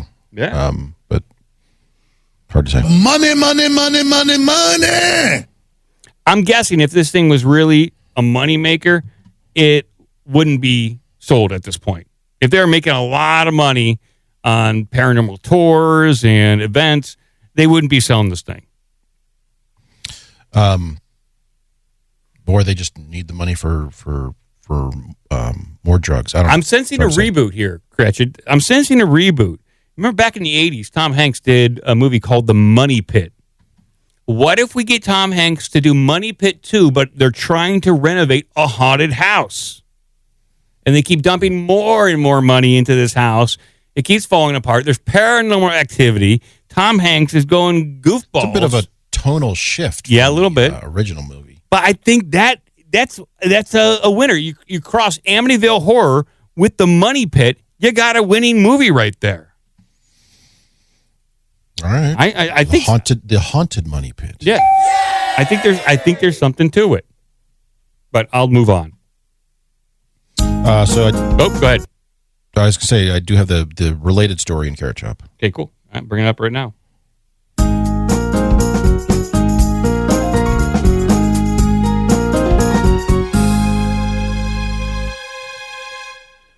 The Warrens' grandson says there's nothing at all real about The Conjuring Last Rites. Man, I got mixed emotions the about new this movie. one. Yes. If you spent any time hiding behind your blanket during the Conjuring movies, you might want to take a seat for this one. Chris McNill, the grandson of Ed and Lorraine Warren, doesn't hold back when discussing the Warner Brothers franchise. Talking to Real Appreciation, hosts, I don't care about that. He calls out the Conjuring movie as absolute fantasy, pointing out that there's nothing at all real about them, and that includes the upcoming new movie, Conjuring Last Rites. So McKinnell runs the Warren Legacy Foundation for Paranormal Research and has spent years around his grandparents. So when he says the films are off, he means it. He adds that the first movie was fairly accurate, though even then, his grandfather never actually performed an exorcism. Everything after that is basically Hollywood getting creative. McNell calls the second film ridiculous and said the supposed Amityville and infield hauntings had minimal actual involvement from his grandparents. The third movie, he claims, leaned on Ouija boards, rather than actual witchcraft cases. As for the one hitting the theaters this month, he says The Conjuring: The Last Rites is pure fantasy. Quote, I'm not even going to see it, he admitted. Oh, he's not. They don't even have his ticket? Oh, geez. Have you seen any of these movies, Cratchit? I saw the first one. That's it. No, I've not seen any of these. I see the first one. That's it. There's these, and there's like 27 Paranormal Activity ones, and there's all the It stuff and all that. Yeah, I haven't seen any of that. Mm-hmm. Mm-hmm. It's on my list to do right after I start watching Tim Pool, InfoWars, and Ben Shapiro. Pretty far down the list, I guess. Yeah. Okay. Well, I don't. This is probably not going to be a good movie. It is. It is apparently a big moneymaker. It sucks bad. Okay. Yeah, people like horror. The complaint here is it's based on, I was going to say real events. It's based on historical events. Okay. But they've taken that and they've run with it. And if they can make money with it, hey, there's people like entertainment, so why not? All right. We're gonna move on. We're going to Cratchit's Corner, Cratchit's Crevice right now. Are you ready? Let's do it.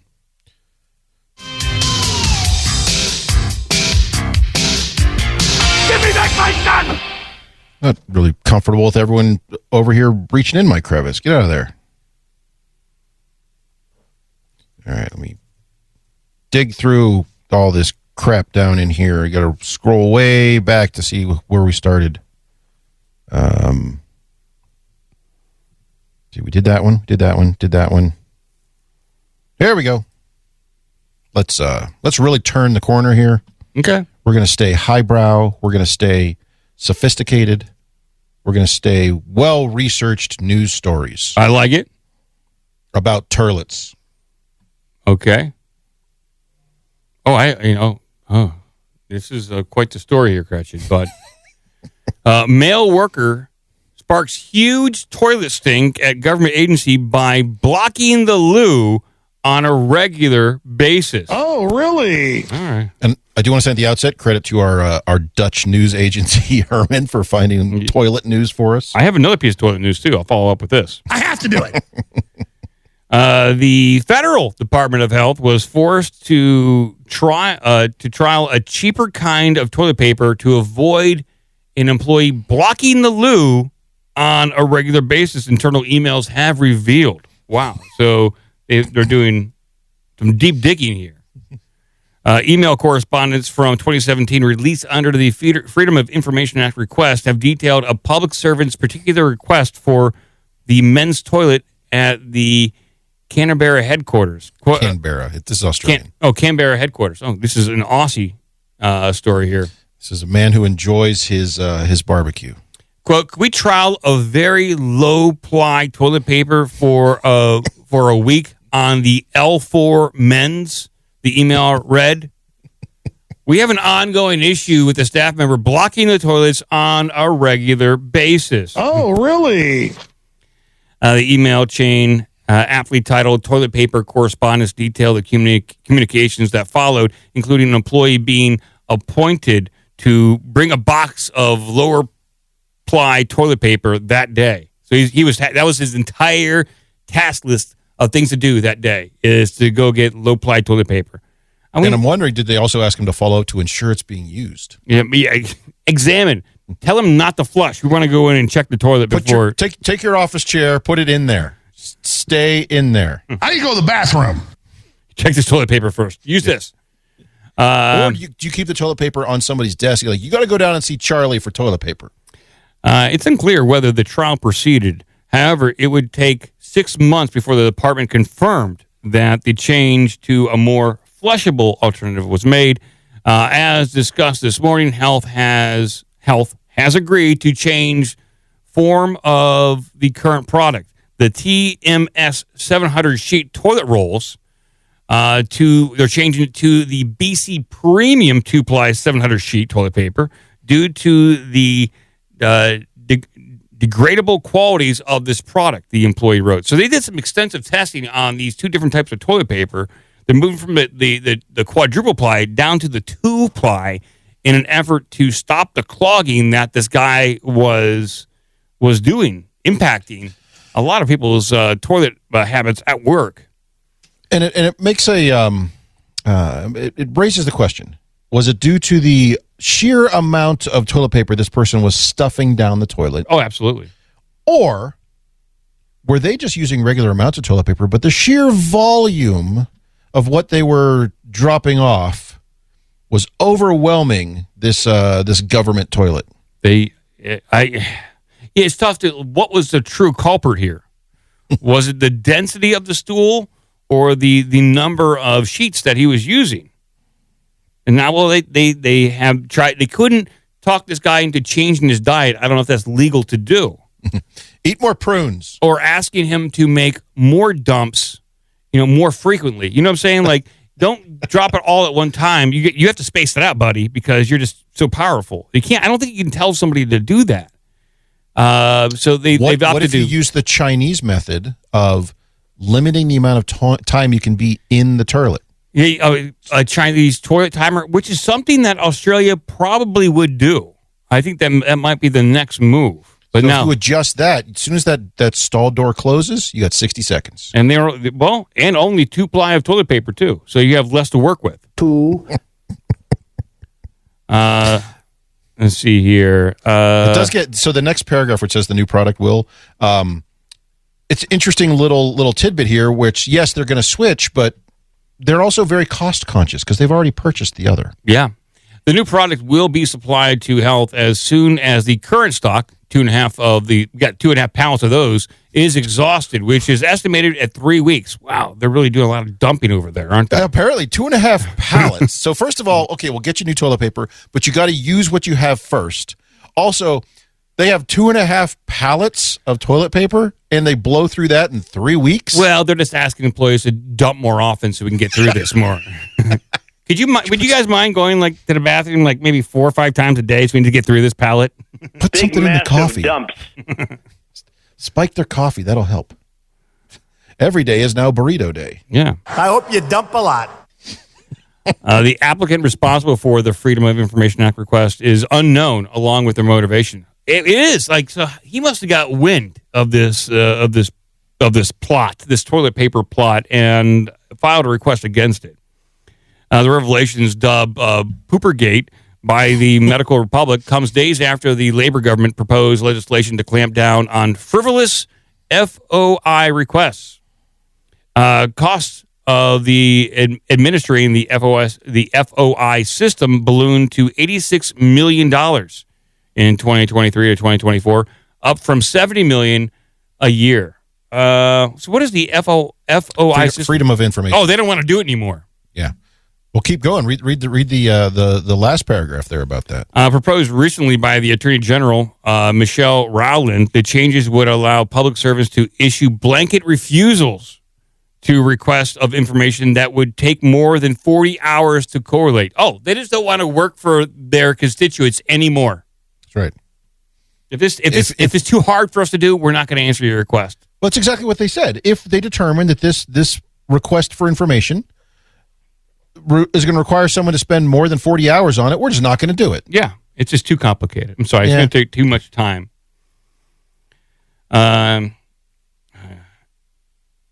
Let's see here. I'd like them to get to the bottom of what's causing the toilet clogging. Yeah, really, it's all about the diet at this point. There's somebody out there just pounding Taco Bell nonstop, and it ain't good. It's not good for the toilet system. It's not good for the palates. Our Australian toilets weren't meant to handle this volume. Maybe they should look at the contract. Maybe they contracted this out to an American blue-collar worker who really knows how to destroy. Find the American who just started working there 6 months earlier. They know how to destroy. It's that new guy, Scott. But there is a way for the Aussies and every government around the world to kind of offset their costs. And I'll bring this up real quick. I'm going to take a little detour here. And in China, you need to watch ads to get toilet paper at public toilets. I have the story too, yeah. Oh, wow. I didn't know that. Yes. Videos featuring smart toilet paper dispensers that require people to watch short ads to receive toilet paper strips in public toilets in China have gone viral. Ever since it started its new era in the booming national tourism, China has experimented with ingenious ways of preventing toilet paper waste. Back in 2017, international news outlets reported the introduction of the facial scanners connected to toilet paper dispensers. What are you doing with all that toilet paper? This is something that Peter Thiel wants to do. It only offered one 60 centimeters long strip of paper per scan. It's 2 feet of toilet paper, or every 9 minutes. So I gotta sit there for 20 minutes if I want to double the paper. Oh, you only get 2 feet every 9 minutes. Every 9 minutes, yeah. It was reported that the system was implemented at popular tourism spots where people took as much toilet paper as possible for fear of not finding any when they came back later. Oh, so they hoarded. They hoarded all the toilet paper just in case they couldn't find it later. I have to do it. Is there a correlation between these places in China and maybe these people visiting Australia and stuffing it in the toilets? There's some link there. We haven't caught it yet. AI technology was introduced back in 2019 when toilet paper dispensers began dispensing strips of paper once every other 10 minutes per individual user. But now technology has evolved even more with toilet paper dispensers that they play ads to release short strips of paper. Of course. That is kind of ingenious. Evil, but ingenious. Last week, China Insider posted a short clip that quickly went viral on its Facebook page.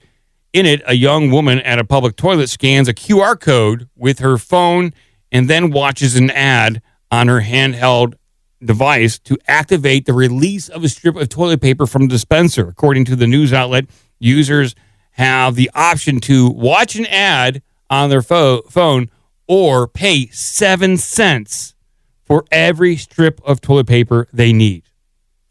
Okay. How many? I'm now kind of want to do the math on 7 cents per 2 feet. How big's the average toilet paper roll? Yeah, this sounds like a job for AI. 737,540,000. Let's see here. Just like the previously mentioned system, the watch and ad model was implemented to cut down on toilet paper use. But the burning question is, what do you do if you need to use the bathroom and don't have your phone with you, or you run out of battery? Yeah. Fuck them. They should have another thing right next to it with a USB cable to charge your phone, but that has you have to deposit toilet paper into that. Oh, I see. To charge your phone so that you can then use your phone to scan and watch the ad to get the toilet paper out of the other one. But yeah, what this dispenser really needs is a USB charger attached to it, you know? But there we go. Oh, geez. There's a little detour there. Those Chinese people, they think of everything, don't they? Yeah, it's definitely there must be a reason behind this limiting the toilet paper. Like, are people going in and just taking all the toilet paper they can get? Yeah, they're building houses out of it. Scarlett in the chat, that's exactly right. If you don't have a phone, then it's a very difficult shit. Yeah. In my bathroom, there's a big bottle of Lysol. Will somebody run in there and get that for me? Yeah. Watch this ad. Watch this ad. That's great, Bob. So instead of the courtesy flush, you watch an ad. Yeah. All right, let's see. I don't think I have any more toilet related. You got any Frank Stallone news? Don't have anything of Frank. What the Frank Stallone? Were you watching? Didn't he sing the theme song to Rocky III? Wasn't that Frank Stallone? I think so. I think he was part of that magic. I have one semi-related Charlie Kirk story, actually. Okay. I don't know if we've hit that too much or not, but it's about the people cheering it on, and Jezebel of all people was cheering it on, and they had to back off. I would imagine so. Yeah. Not sure. Whoa. Let's see. We'll go with. Oh, you want some 3i Atlas news? Sure. Whoa. That thing's still coming, isn't it? Hasn't turned around. So I got two stories on that one. So as of last week, it did this. Oh, Jesus. And then, where's my new one here? And then I got a follow-up from yesterday. Okay, well,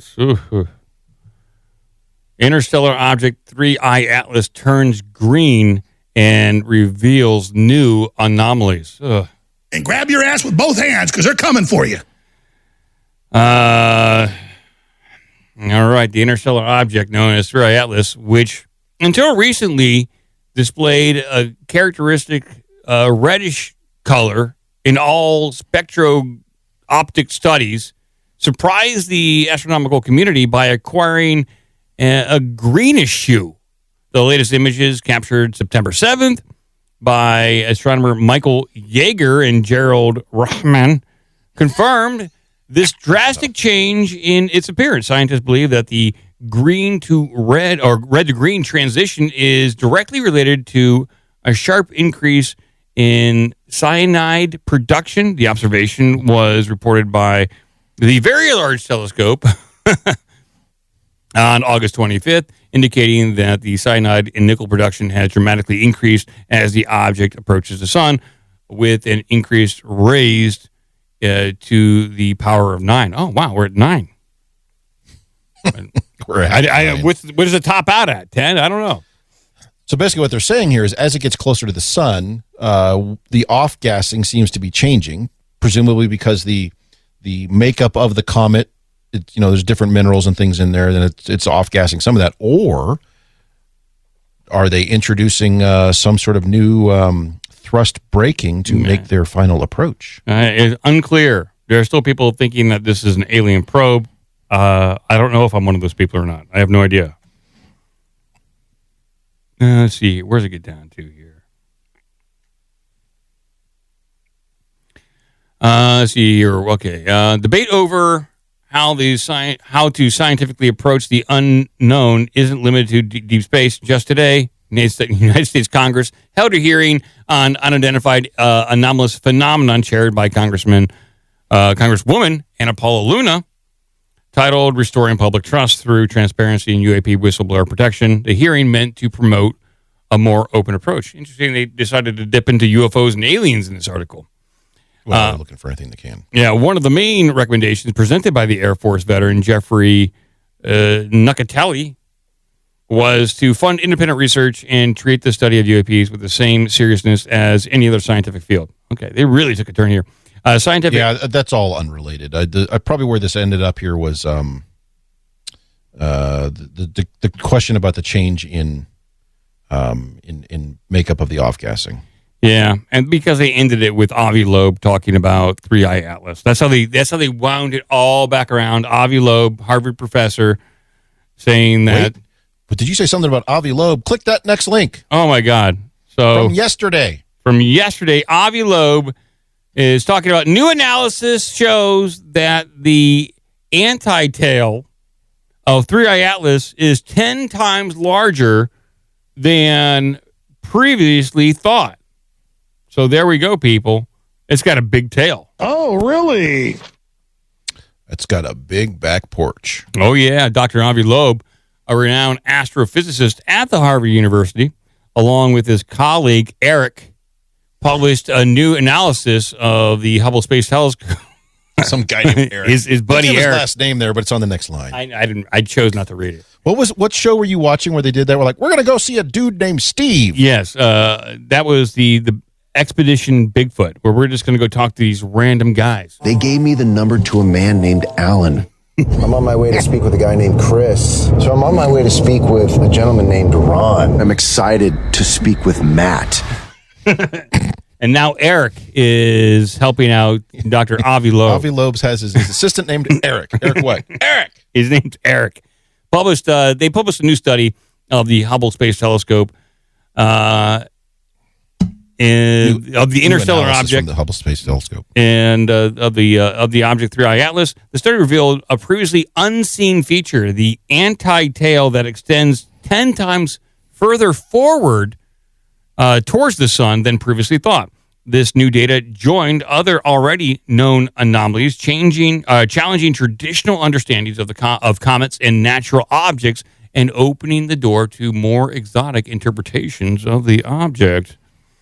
The highlight of the research is the brightness of sunlight scattered around 3i Atlas, which projects towards the sun at a distance roughly twice as large as in perpendicular or opposite directions. So this asymmetry contradicts the typical behaviors of comets, whose tails always point away from the sun, pushed by solar radiation pressures on dust particles with size comparable to the wavelength of light. So take that. So let's see, what do they say here? Skip down to explain the scattered, right above the blue image. Yes, to explain the scattered sunlight, Loeb and Eric suggest that ice fragments are responsible for the brightness rather than the refractory dust typical of comets. These fragments gradually evaporate, surviving further in the sun-facing direction than laterally behind it, creating a visible and long-lasting anti-tail effect. So there you go, people. Still not like, hey, this thing's got radio antennas on it. It's launching probes. It's launching drones. Just not yet. We'll know more in October. Well, and it's also interesting to think about. So what they're saying here is this comet, presumably, but this thing, this object, has a larger field of smaller particles in front of it than is typical. Mm-hmm. And where is the deflector dish located on the Enterprise? It's at the right in the forward. It's right there, right there on the. So it's located in the front to project a warp bubble in front of the spacecraft to deflect items that it might collide with during space travel. So maybe they're using something similar. Yep. Shields up. Shields up. Yeah. Or there's two aliens on the front of it with shotguns just shooting at stuff. Drop your shields. You want your shields up, Riker. Come on. Red alert. But yeah, okay. We don't. It's October's right around the corner. We got Halloween and 3i Atlas all coming in the month October. And don't forget the auction for the Conjuring House too. Big month October. Very big month. A lot going on. Yeah, a lot of stuff going on. All right, see what else you got over there, Cratchit. Come on. Sensors at maximum sensitivity. Sensors at maximum. Sensors at maximum sensitivity. Correct. So we want the things that sense things to be sensing as much as they possibly can sense. Exact maximum sensitivity. Does Data just have a knob? Just crank that thing up. Turns it to 11? Yeah. Maximum sensitivity. You were attempting to confuse me. No, we're not. All right. So a few minutes ago we talked about some egregious toilet paper dispensing machines that require you to pay money. Mm-hmm. Well, and that was in China. In the Netherlands, and this is common everywhere, but in the Netherlands they have laundry machines in the student dorms at a university, and somebody turned that off. You couldn't do laundry. Interesting. Guys, check this out. 1,200 undergrads hung out to dry after jailbreak attack on laundry machines. Oh, really? These machines have been hacked, it sounds like. More than 1,000 university students in the Netherlands must continue to travel to wash their clothing after their building management company failed to bring its Borked smart laundry machines back online. I like the fact that they use Borked. Okay. Well, it's the register. That's where that comes from. It's they've been covering hacker news like this for decades. So the Spinoza campus laundry room. Spinoza campus. So it's named after Spinoza, the philosopher. So it's the Spinoza campus. Spinoza campus laundry room, which caters to around almost 1,300 students, has remained closed since July after an unknown attacker tampered with all 5 machine digital payment processing systems, allowing residents to wash their clothes for free. The attacker has still not been identified or resolved. Management company Duo kept the room open, allowing students to capitalize on the free washing service for a few weeks, but now says it refuses to foot the bill. The Register asked Duo for more information, but we're told its spokesperson is taking a long weekend. So all we have to go on is a brief statement given to Dutch site FOI, for which they responded to the news first. Quote, because we purchased the machines ourselves, we need the income to be able to continue offer the laundry services to our residents at affordable prices, says the spokesperson, who was out on a long weekend, by the way. The Spinoza campus 10 analog laundry machines are available to residents. However, students report frequent outages, leaving only one working machine at a time, so they often have to haul their dirty laundry and undies from the facilities to a nearby Darlingstrat. I'm not sure what that is. That must be... No, to the facilities on nearby Darlingstrat. So Darlingstrat is Darling Street, so the next street over where there's a laundromat. Oh, okay. Okay. It's interesting. So they do have analog. I like how they refer to analog laundry machines. Machines. Like standard mechanical? Like analog? Yeah, exactly right. Yes. But and then people complaining that there's a frequent outages. Well, probably because they're way over volume. They're not being maintained, and someone keeps stuffing a bunch of thick, luxurious multi-ply toilet paper in there.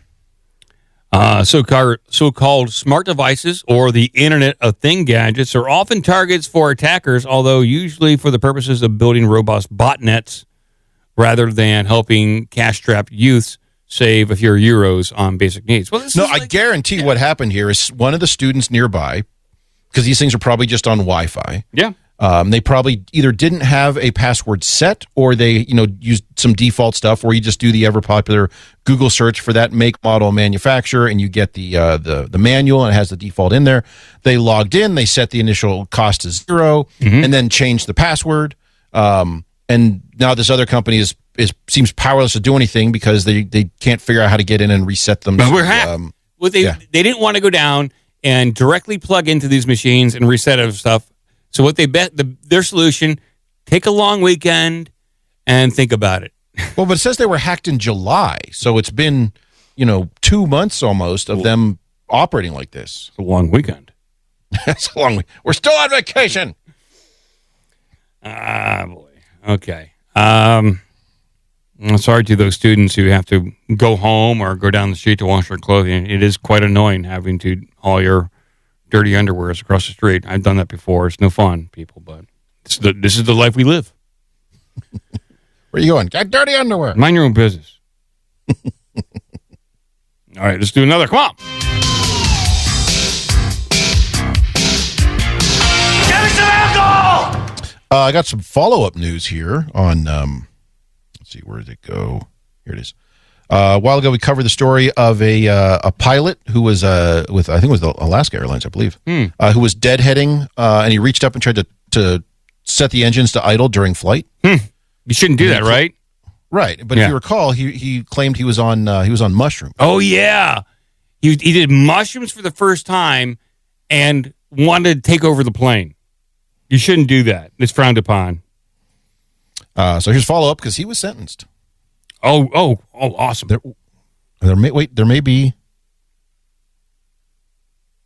is the magic mushroom pilot. I love it. I love it. All right, let's listen to the magic mushroom pilot. It's, as by NBC News. Let me get everything pumped over here, people. Getting pumped. Here we go. A commercial airline pilot pleaded guilty in federal court on Friday for trying to shut off the engines of a Horizon Airlines jet mid-flight back in 2023. Joseph Emerson was convicted in an Oregon state court and now faces up to 20 years in prison on those federal charges. Emerson was not flying the plane, but he was sitting in the cockpit jump seat while off duty. Cockpit? He said he had taken hallucinogenic magic mushrooms before the flight, which was carrying 84 people. Was that wrong? Should I not have done that?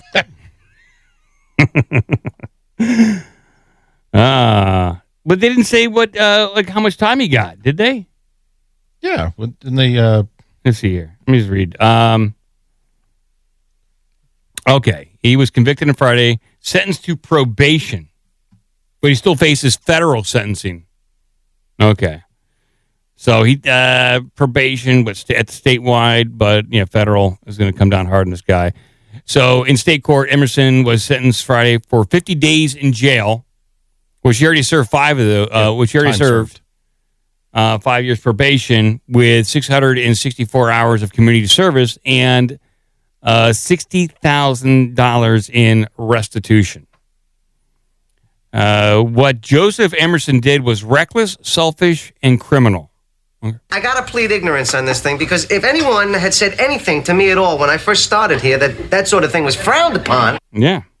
It's a good point. Does the employee or the what do you call it, the orientation, does the new employee training specifically say if you're deadheading on another plane, don't turn off the engines? Yeah, I'd like to see the onboarding doesn't. document. They didn't say I couldn't take magic mushrooms. Well, I mean, hopefully he gets out and gets back to the skies. That's where he belongs. This guy's flying days are done. So, and see, the pilot flying the plane told investigators that during the flight, Emerson said, "I'm not okay." Emerson then reached up and grabbed the red fire suppression handle and pulled it down, which would have cut off fuel to the engines, officials said. The pilot and co-pilot stopped him, and the plane diverted to Portland. Last place you want to be.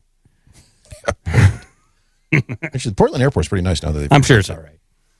Well, I'm not saying Portland in general. I'm saying the Portland airport is nice. It's out by Troutdale. It's easy to get to. Quote, I made the decision to take psilocybin, and that led to my inability to determine that I was operating in reality for an extended period of time, Emerson said. That does not make this right. What happened was wrong, and should not have happened at all. And I bear the responsibility for that. Okay, he's able to reflect, and I'm sure the trip helped with that, self-reflection to acknowledge. Well, that's also his attorney telling him, don't go up there and be a dick in front of the judge. Yeah.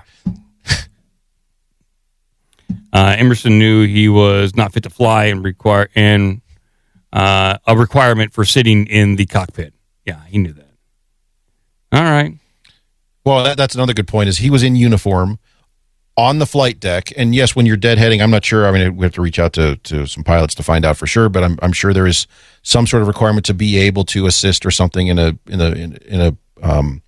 emergency or something like that. But if that dude's just looped out of his mind, not going so well. Yeah. I can fly.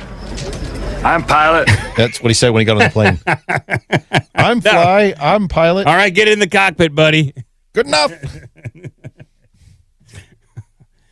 Do you want to do one more quick one? I get one more quick one that's got video of it. This is a wacky one out there. It's heartwarming. It's friendly. It's fun, and everyone can celebrate this guy. All right. Well, that was something, wasn't it? Wow. And there's video of it for 1 minute and 23 because you're not going to believe it. I'm having a hard time even believing it. I don't even know what this is. All right, let's get this up on screen. Read the first 3 words of the headline and you'll many questions. Okay. First 3 lines. Emotional support alligator is no longer welcome in Pennsylvania Walmart. Wow. That's incredible. Perfect headline. It really is a perfect headline. Wait, what? Here we go, people. We're gonna watch this. I didn't think that I would actually own an alligator ever. It's been really kind of incredible. Wesley Silva got his pet alligator 4 years ago from a neighbor who got her as a gift. When they weren't able to care for her anymore, they asked Silva if he'd be interested. I did some research. I have kids of my own, and I didn't want to put anybody in jeopardy. And after some research, I was like, you know what? I'll take her. Since then, they've been everywhere. We've gone to restaurants. We've been to Denny's where she's a star there. She gets VIP treatment. We've been out to Bob Evans. We've been out to the Wagon Wheel in West Brownsville. Silva says she always got a warm welcome. That is until nearly 2 weeks ago when some shoppers at the West Brownsville Walmart reached out to Channel 11 about an alligator shopping in Walmart with its owner. It's been very positive, and I was really taken back by that. While Silva says Jinseoshi is registered as an emotional support animal, it's not allowed at Walmart. After our story, Walmart sent this statement saying in part, quote, "We welcome service animals in our stores, but it is unacceptable to expose members of the public to potential danger. Accordingly, alligators are not permitted on our premises." Silva says he's upset, but understands. He says he'll continue taking her wherever she's welcome. I just go with the flow. We gotta call the aquarium or something, dude. You know, he seems like a good guy. He's just trying to go out there with this pet alligator, and people are freaking out. I get it. It's a menacing animal to take around with you, but... Yeah, but the photo they show of it, he's got it in his shopping cart. Yeah, you know what? And also, it's a small alligator. It's like 4 feet long. It's not like it's a monster dinosaur size one. And he dresses it up in little outfits. Which is cute. It's got a little sweater on with a fur collar and stuff. Yeah, it's one thing if you take it in like on a plane, but Walmart's fine. There's plenty of other dangerous things at Walmart. I was gonna say there's much more dangerous things going on at Walmart. Mostly other customers. Yeah. Well, thank you everyone for hanging out for this Saturday show. If you guys want, you can go to OBDMpod.com or ourbigdumbmouth.com. There's ways to support the show there. You can go to Patreon. There's links there. For $1 a month, you can join the Discord. For more money, you get more audio, more fun. For the $5 a month people, we started back to the beginning, starting recently. OBDM episode 1 and 2 have been relaunched. Episode 1, you guys start off by referring to another recording you did before that. Yeah. Where's that one? I want episode 0. I have episode 0.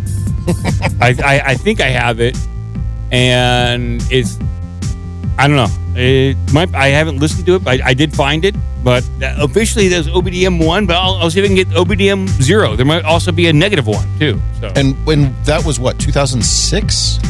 The one I put up there was 2006. Wow. So yeah, and the fact that you had all those recordings, I somehow managed to find them again. So that's all up there, people. And then there's plenty of other stuff. Song Pack 4 just came out. Song Pack 4, Stan, is out there, and it is explosive with a lot of catchy songs. It's an explosive song pack. A lot of things going on, and we're chit-chatting in the Discord, especially on big news days, going back and forth, trading information. We don't know anything, so come not know anything with us. That's fun. Come share our ignorance. Yeah, come share our ignorance. So, thank you, Cratchit. Thank you, everyone. Shablagoo. And keep watching the skis, because that dude's on mushrooms. He's still flying. Oh my God! Are you fucking shitting me?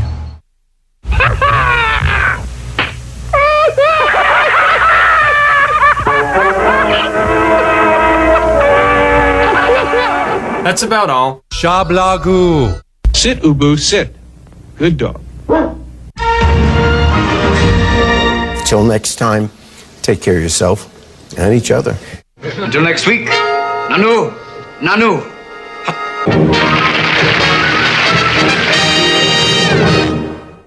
That makes me mad. I don't like that.